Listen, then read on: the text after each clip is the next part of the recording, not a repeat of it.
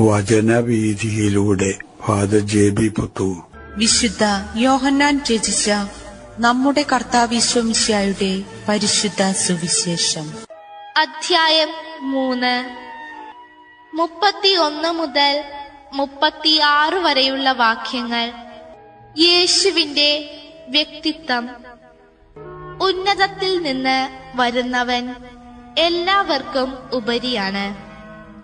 ഭൂമിയിൽ നിന്നുള്ളവൻ ഭൂമിയുടേതാണ്.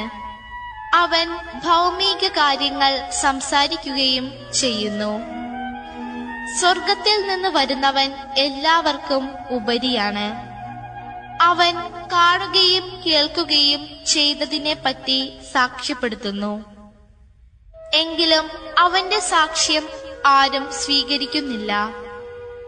അവന്റെ സാക്ഷ്യം സ്വീകരിക്കുന്നവൻ ദൈവം സത്യവാനാണ് എന്നതിന് മുദ്ര വയ്ക്കുന്നു. ദൈവം അയച്ചവൻ ദൈവത്തിന്റെ വാക്കുകൾ സംസാരിക്കുന്നു. ദൈവം അളന്നല്ല ആത്മാവിനെ കൊടുക്കുന്നത്. പിതാവ് പുത്രനെ സ്നേഹിക്കുന്നു. എല്ലാം അവന്റെ കൈകളിൽ ഏൽപ്പിക്കുകയും ചെയ്തിരിക്കുന്നു. പുത്രനിൽ വിശ്വസിക്കുന്നവന് നിത്യജീവൻ ലഭിക്കുന്നു. എന്നാൽ പുത്രനെ അനുസരിക്കാത്തവൻ ജീവൻ ദർശിക്കുകയില്ല. ദൈവകോപം അവന്റെ മേൽ ഉണ്ട്. യേശുവിന്റെ സവിശേഷമായ വ്യക്തിത്വം. യേശുവിനെ കാണാൻ ആഗ്രഹിക്കുകയും അതിനുവേണ്ടി രാത്രികാലത്ത് യേശുവിനെ സമീപിക്കുകയും ചെയ്ത പണ്ഡിതനും ആചാര്യതുല്യനുമായി ജനങ്ങളാൽ കരുതപ്പെട്ടിരുന്നവനുമായ നിക്കോദേമോസിനോട് യേശു തന്റേതായിട്ടുള്ള ജീവിത വീക്ഷണം പങ്കുവച്ചതിന്റെ ഒരു ഭാഗമാണ് ഇന്നത്തെ സുവിശേഷത്തിന്റെ ചർച്ചാവിഷയം തന്നെ. ഇതിലൂടെ യേശു വ്യക്തമാക്കുകയാണ് ഒരു സത്യം. ഒരു വ്യക്തിയെ മനസ്സിലാക്കുന്നതിൽ ആ വ്യക്തിയുടെ പാരമ്പര്യവും ആ വ്യക്തിയുടെ പശ്ചാത്തലവും നിർണായകമായിട്ട് സ്വാധീനം ചെലുത്തുന്ന ഒരു ഘടകമാണ് എന്ന്. ശ്രേഷ്ഠമായിട്ടുള്ള പാരമ്പര്യവും ഉദാത്തമായിട്ടുള്ള പശ്ചാത്തലവും ഉള്ള ഒരു വ്യക്തിയുടെ പ്രവർത്തന ശൈലിയുടെ മേന്മ അവ അവകാശപ്പെടാൻ സാധ്യതയില്ലാത്ത ഒരു വ്യക്തിയുടെ പ്രവർത്തന ശൈലിയിൽ നിന്ന് നമുക്ക് പ്രതീക്ഷിക്കാവുന്നതല്ല എന്നുള്ളതാണ് യേശുവിന്റെ നിലപാട്.